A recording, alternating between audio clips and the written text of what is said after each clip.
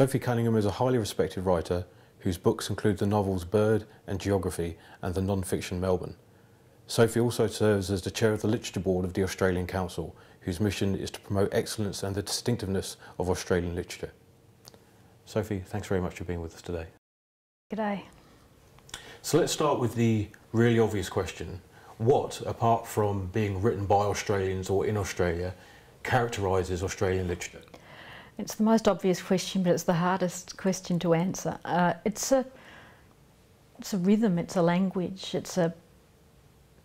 I'm just actually finished Michel de Cretz's latest novel, and that had a lot of what I think of as an Australian novel, and it's partly, even though it's largely set overseas and one of the main characters is a Sri Lankan, but a kind of way about writing about place and light and the use of colloquial language that's sort of blunt and evocative. Once people would have said it's got a lot of stuff about rural locations or, you know, the kind of myths around country, but I don't think that's necessarily the case anymore. But there's, even if novels are set in the country or in the city, they've got their kind of particular rhythm and language, and that's about as close as I can get, unfortunately, or maybe fortunately, that it's not just such a, because there's no one thing really as Australian literature, I don't think. Oh, you mentioned that Australian literature also can take place overseas and being written overseas. I mean, in this increasingly globalised culture in which we live, what's one of the main ways that Australian literature can demonstrate its relevance within an international context? It is hard to demonstrate your relevance, in an international context, only because I think if you strive too hard for effect, you become less relevant. So people can't be self-conscious, I think, about that ambition.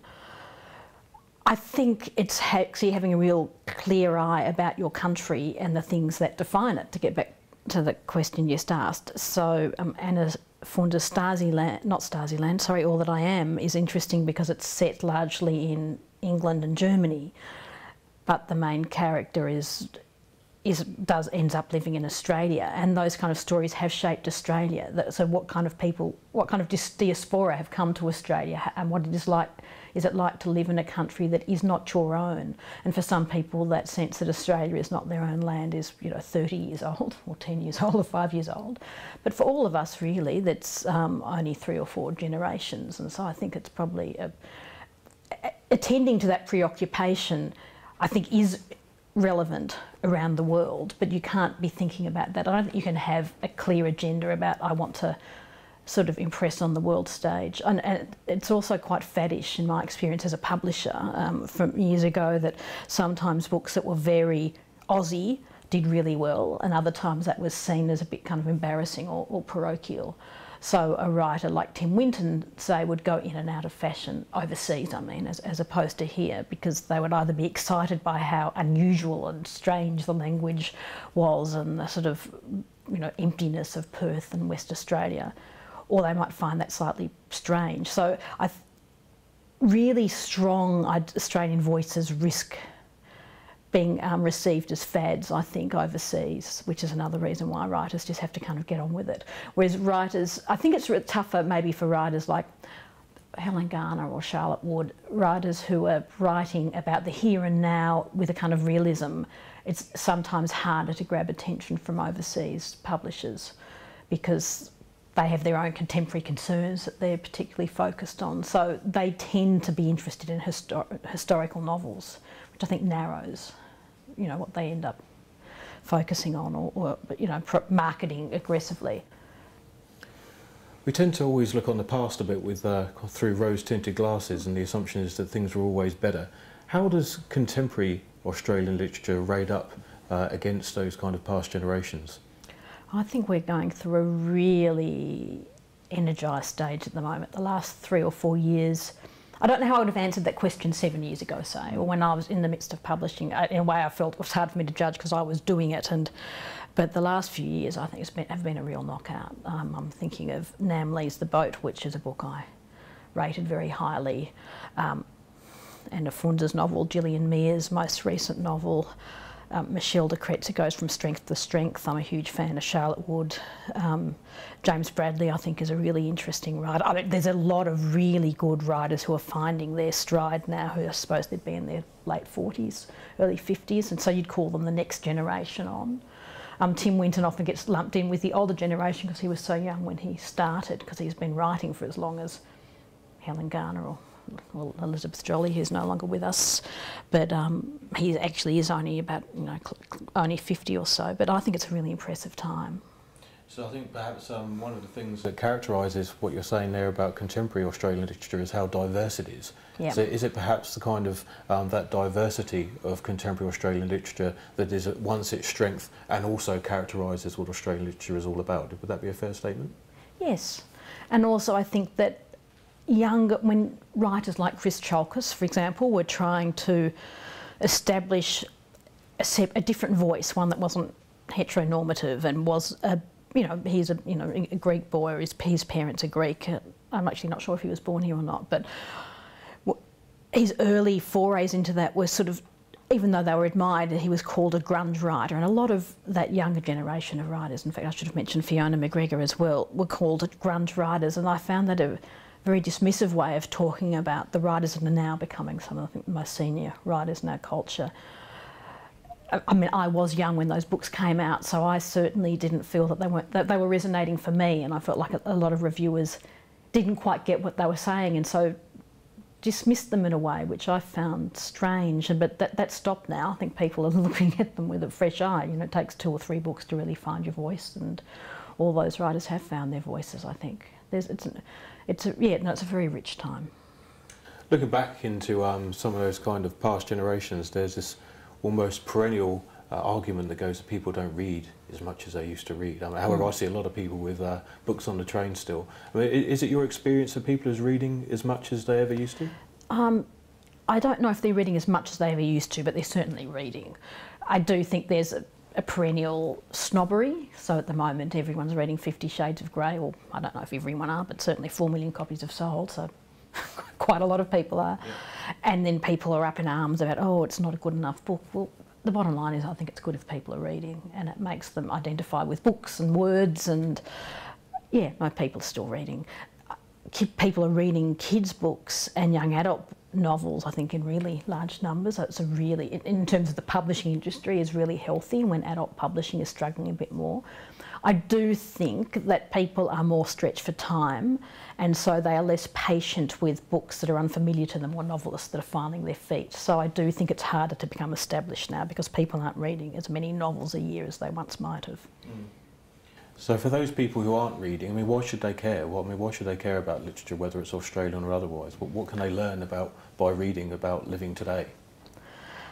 That's a hard one. I mean, I think what's really important is understanding stories. Our stories, the stories that make this country, but make us as individuals. And there's something about the process of reading which I actually find it's almost the process of reading that is more important than what you read, even though if it's a good book, that's great. But there's something about taking time out and thinking about what the writer's saying, and then whether you agree with it or disagree with it, and how you kind of engage with what they're talking about, that I think is a really important part of people learning to kind of have perspective on themselves and their culture. And it's also it's a great pleasure. Something I find more as time goes on is as there is more social media and just general demands on our time, and I'm I get very caught up in social media, and my work is very scattered, is books actually become a more intense pleasure as the years go on, because they're a real kind of a place of stillness where you can think about things. And as I've mentioned, Michelle's book, that's because I only finished it on the weekend, and that sort of sense of spending 10 hours over a few days on a real journey is kind of, it's an amazing experience. Mm. So essentially it's almost like an existential journey. It's kind of how do we live, how do we be mindful? Yes, yeah, that's exactly right. Yeah. So I mean, if people themselves need to care more and read more, what about at a kind of institutional level? I mean, how is Australian literature working these days within the university, whether it be here in Australia or perhaps even a few scattered locations overseas? I don't know that I know enough to answer that question. I know there's a lot of debate about that question, and I get a little bit nervous when there's a felt knee-jerk media, oh, Australian literature is dying, no one's reading it, it's not being taught anymore. I don't know that I know enough to answer that question. I know there's a lot of debate about that question, and I get a little bit nervous when there's a knee-jerk media, oh, Australian literature is dying, no one's reading it, it's not being taught anymore. I don't know that I know enough to answer that question. I know there's a lot of debate about that question, and I get a little bit nervous when there's a knee-jerk media, oh, Australian literature is dying, no one's reading it, it's not being taught anymore. I assume it is being taught at fewer universities than it used to, but there are a lot of really good courses that are going under at the moment, not just Australian literature, gender studies at La Trobe University is just going under as well, and that's had hundreds of students who are really enthusiastic. So in general, I think the tertiary sector is being disrespectful and unengaged with the arts, and I find that really concerning. I don't want to be a kind of, like I said, a knee-jerk patriot and say Australian literature is what it's all about, because I actually think that there's a broader issue about, do we respect the arts and creative endeavour? That's kind of what I'm concerned about, because people will find good Australian books one way or the other. And I know that Melbourne Uni wasn't teaching it last year, and there was a lot of debate about that in the media. And it was fantastic that students just ran seminars and called up authors themselves. So I know that I went along and were part of those conversations. I would want to know, it is possible that people weren't enrolling in those courses if they were cutting the course back. I mean, a couple of things are happening at universities. One is courses are getting cut that shouldn't because people are enthusiastic, yet they're not running the courses. But sometimes courses are being cut because students aren't engaging. And that, I suppose it's concerning, but if they're engaging with a lot of other interesting things, that's okay. I'm not a conservative about these things, I suppose. There seems to be this almost kind of do-it-yourself mood kind of pervading amongst publishing and writing at the moment. There's, there are a lot of online tools available, there are a lot of print-on-demand tools that are available that are making independent publishing probably more easier than ever before. I wonder, how genuinely enabling are these kind of tools? Or really is there still an integral position for traditional publishers in the contemporary scape? It's a tricky thing to answer because it's in such flux. I do think that publishers remain important, but I think they have to face the fact they're not as important as they were, and they have to lift their game. I do think more and more people are self-publishing. I think what the unanswered question with self-publishing is, how do you get found? So you can use an organisation, which is a sort of a more hybrid, we wouldn't have called it a publisher once, but people that help you digitise your material, help you sell your books as e-books, and also do offer design and editorial advice if you want it. But that doesn't necessarily mean that people will know your book exists, and I think that is something that hasn't quite resolved. And that's the problem you would have, I think, if you self-published. How do people even know that your book is out there? Because if thousands instead of hundreds of people are self-publishing in that way, how do they find their audiences? I also do think that editing is really important, and that books are better with editing, and mainstream publishers have traditionally provided that. I do think that large publishers have been slow to respond to the demands of the digital age. It's much harder to be nimble if you've got hundreds of employees and you're a massive international company, for example, so I've got some sympathy for them. But I do think that smaller publishers, little publishers, a firm press, sleepers to Melbourne presses, being smaller makes them a bit more able to respond to kind of the changing, the changing landscape, publishing landscape. And I do think that mainstream publishers, by which I mean big publishers, are in danger of becoming much less relevant than they think they should be if they don't, get moving. And really are going to have to restructure their workforces quite dramatically. Because they're just not going to be making the same amount of money. It's the stuff that the music industry went through all this 15 years ago. There's going to be a lot of money drained from the system. And that affects writers, and it affects, shareholders of HarperCollins. So in general, there's this kind of perception that you have these kind of international monolithic corporations that are succeeding at the expense of the little guys and pushing little guys out. But what you're kind of saying almost suggests that there's an agility and a vitality that small publishers can offer that are really keeping them alive today. Yes, I do think that, and I think an extension of that, I'd say that with independent bookstores, I think are going to last longer than big chains bookstores for similar kinds of reasons. And I do think that big publishers are starting to panic. It's always been tough for small publishers. They have less expectation of making money, and I think more and more fiction writers, literary writers, are turning to smaller publishers because they get treated with more respect, and there's less anxiety about whether or not they're going to sell 10 or 15,000 copies, because these days they're probably not going to. I mean, it is. I don't want to understate how dramatic a time it is, and it is going to it's having a huge effect, I think, on writers' lives. But I mentioned 50 Shades of Grey before, and it is relevant because you can still have massive hits. So it's not like that. But I think it's fewer and far between. Fewer and far. I think it's less common for books to become those kind of global hits, and they tend to be more mass market books. I think it's harder for literary books to kind of get an international audience in the way that they once might have. But one thing that ebooks do is create what you probably is the long tail, and so that you can. A lot of books are being brought back into print, and it's easier to find the text classics. They're actually print books, not ebooks. But there's Alan Unwin's, I think it's called House of Books, where they're bringing a lot of books back into print, and I do think that in some ways readers are going to have more access to a range of Australian literature that they haven't had before, and that is exciting. It seems for the size of the population in Australia, which is relatively modest, that there's an increasingly, well not increasingly, but a continually vibrant literary journal scene, both in terms of print journals and more online journals. I wonder how important are those kind of outlets to both new and established writers in making a name for themselves, not just in Australia but anywhere?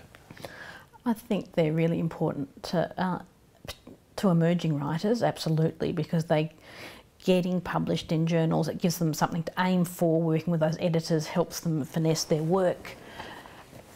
The community that springs up around literary journals, and it happened at Meanjin, and it certainly happens at Overland. Island magazine is, I think, doing really exceptional, has been doing exceptional work under its new editor.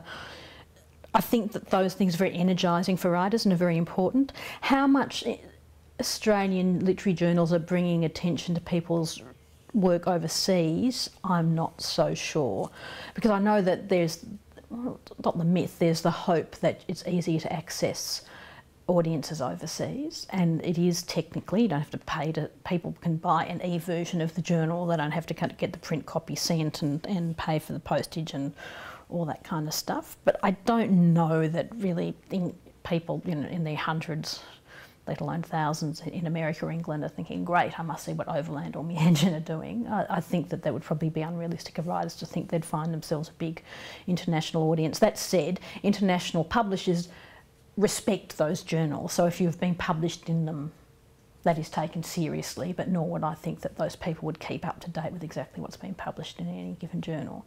But it's a very vibrant scene. I think it actually relates to what we were saying before about small publishers versus large publishers. I think smaller organisations or groups are doing better with this as things are kind of fragmenting and the business models are changing. I think they're doing better than organisations which expect to make a lot of money. So that small nature of the market and that kind of targeted niche, and the fact that we're in Australia rather than overseas kind of suggests that perhaps more than other countries it's difficult to make a living as a writer in Australia. I mean, could you tease out some of those things? For example, I mean, should the government be doing more in providing literary awards, or should we kind of leave writers to the mercy of the free market? Well, if you left writers to the mercy of the free market, they'd starve to death. So I mean, I do think there should be more funding of literature. I'm still trying to think through, because of my new role at Literature Board, whether I mean by that infrastructure support or just money going to individual artists. I mean, there are lots of ways you can support an industry. I do think that publishers are having a really hard time in the way that car manufacturers are, and a lot of large companies are, yet there is much less interest in supporting them through their difficult time than there is with other industries, and that I'm struck by that. I know that, say, in France, and books written in Hebrew are very protected by the governments to allow that industry to kind of still thrive. So yes, it is a protected industry, and they don't have any problem. The government has no problem, or doesn't find that strange, that you should try and support that kind of cultural core of their countries, and they can do that, I suppose, because the languages are less global. But there is a disrespect, or I don't trust the free market to save anything, I suppose, to cut a really long rave short. but realistically, I don't know how much money there is going to be for, much more money there will be for the arts. I know there's been a review of the Australia Council, and if a lot of changes that the government is hoping for are enacted, there will be more funding, but there hasn't been a lift in funding for quite a long time, so that isn't going to get us that ahead of the game. But no, like I said, I don't trust the free market to help writers write. But that said, writers have to stop assuming, and they have stopped assuming, that they're going to make anything resembling a living out of writing. I think not many writers have thought that for a long time. But it does, I think it risks affecting the kind of books people produce. They don't have years on end to kind of finesse one thing, and I think we'll end up with slightly different books as a result. I think now as ever, you know, lots and lots of people want to be a writer. It's still a very romantic thing to undertake. I mean, well, but this is the thing, you know, from your experience, from your significant experience as both a publisher and a writer, you know, do you have any tips for people who are starting out, or perhaps for those people who are a bit more established, who are trying to move on to a different kind of level that's potentially even financially sustainable? Well, a tip I'd have for people who are starting out is don't try and get work in publishing. That is, a lot of people think, oh, I'm really interested in books, I'll work in publishing and then I'll write on the side. Become a house painter, become a plumber, do something that pays, and well, you know, be a doctor. Peter Goldsworthy is a doctor. So, because you end up in an industry which doesn't pay and expects you to work really long hours and uses the same kind of part of the brain, and then you're trying to write. And a lot of people do that, and I think it's a real mistake. I did it. It was a mistake. So that is the tip I'd give to emerging people, and I do say that when I'm asked that they should be, you know, finish the law degree and, you know, do something with that rather than getting paid $20,000 a year being an assistant editor or being a bloody intern for 4 years, which seems to be the latest thing, getting almost, you know, no money or almost no money. And I would also say that it's not a tragedy if you can't write a book a year. I think it's fine if books take 5 or 6 years to produce because you're doing them on the side. And I think some writers, there's a difference between producing because you get pleasure from writing and you feel a need to write, and there being an audience for that as regularly as you might produce books. And I think writers probably need to come to terms with it, not just writers, publishers too, because publishers, you know, they want books regularly, and the marketing of books and authors seems to involve them staying in currency. But I don't think that's the best way to get books, and it's certainly not possible if you're not earning a living. Because the other thing that's happening for writers at the moment is it's not just publishing that's getting impacted upon. The ways in which writers used to make money, casual teaching, freelance journalism, all those things are getting squeezed as well. So it's actually becoming harder for freelancers to piece together a living. And yeah, go into a trade. That's my advice. Well, it's a good takeaway. It's a good takeaway.